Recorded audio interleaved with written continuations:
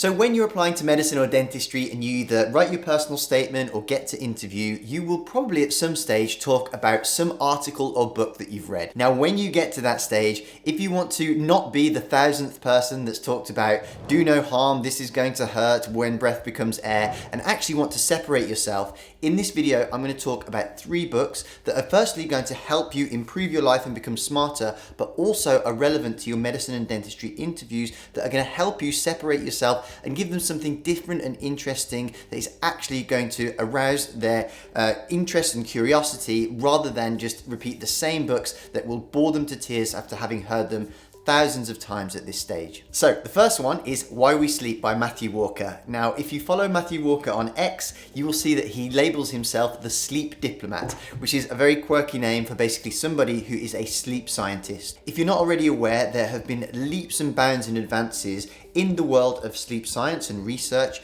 and they have recently come to understand, we always knew it was important, but just how impactful and just how important sleep is. Now, the reason I recommend this book is because it will teach you not just the things that you shouldn't do, but really highlight all the research and the scary science behind why you shouldn't do some things like consume caffeine too late or have bright lights late at night, which is what I'm doing right now to film this, and definitely shouldn't be doing it, and I'm definitely going to have a bad night's sleep because of it. But the reason this is interesting is because when you speak to an interviewer about it, firstly, it will be something that they can apply to their life. So naturally, they're just going to enjoy that material. The second is that it's so relevant to medicine now because there's lots of controversy for medical and dental students about the lack of sleep they get, particularly for medics who are working shifts when they go on and graduate and are working night shifts, just how much that impacts your health in the future and also your chances of getting cancer. So it's a big topic of debate at the moment, and also really important for you to understand how to maximize your sleep so that you can perform well as a medical dental student or as a doctor and dentist. So really valuable many-fold for consuming a book like this and take on the information to benefit yourself, but also have something relevant, interesting and different to talk about when you come to interview. Now, the second book I do have amongst these hundreds of books here, but I don't have it to hand, so I'm going to quickly try and find it.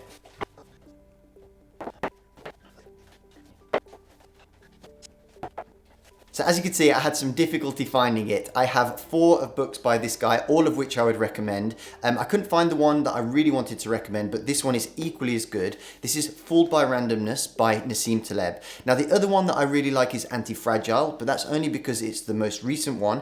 But he has 4 books in a series called the Incerto series that can be read in any order and all relate to one another, and they're all about flawed thinking. But Fooled by Randomness is very applicable to medicine because it talks about the errors that people make between what we call cause and correlation. But really the way that this book applies to medicine and dentistry is when we think about studies and lots of research that's done in the medical and dental field.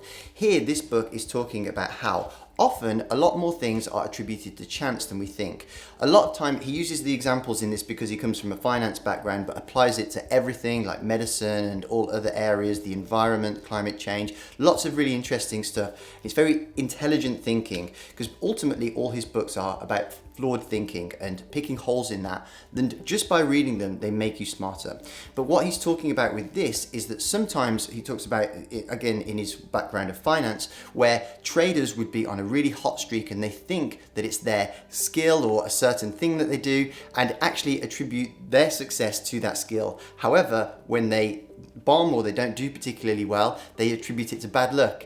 And what he's saying is that there is skill involved, and yes, some people do have skill and it does contribute to people's success, but often chance has a lot more to play in it than we think. The way this relates to medicine is the understanding of correlation versus causation. When A happens, B also tends to happen sometimes, but does that mean A actually causes B, or is it just a coincidence? Does people going out to buy ice cream cause the temperature to rise? Maybe there's the correlation there, but not necessarily causation. And you might think that actually it's the other way around, where B causes A, but actually in a recent study they found that it's not actually the temperature that determines whether people go out and buy ice cream, but it's actually whether the sun is shining, interestingly. Now, the final book that I recommend is not actually something that I have physically in books. With over 200 here, you'd be surprised that I don't actually have it, but it's something that I listen to on audiobook several times over, which is Cal Newport's Deep Work.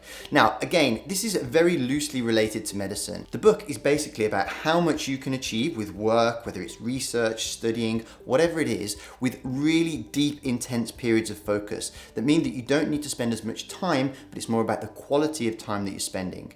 It's all around research, around backing that. It's about how to set the circumstances to create that deep focus and really get important things done in a small amount of time, but also just really applies to you when you are studying again, and when you maybe go on to do some research, or even if you're performing procedures as a doctor or a dentist. It really goes into the setting and all the circumstances that need to be in place for deep work to happen. So really worth a listen. All of Cal Newport's books are quite short. He does another one called So Good They Can't Ignore You, which would be amazing career advice whether you go into medicine or dentistry, and I would highly recommend as well, but are also just really fantastic concepts. I think the latter two of the books that I recommended are books that genuinely will make you smarter by reading them. So I would really apply that to the world and that thinking to the world that you see, and it will really change the way that you look at it for the better. But if you'd like some more stuff about medicine and dentistry, I recommend that you check out this video here or this video here, which will really help you with your medical or dental school application. But otherwise, thanks for watching, and I'll see you in the next video.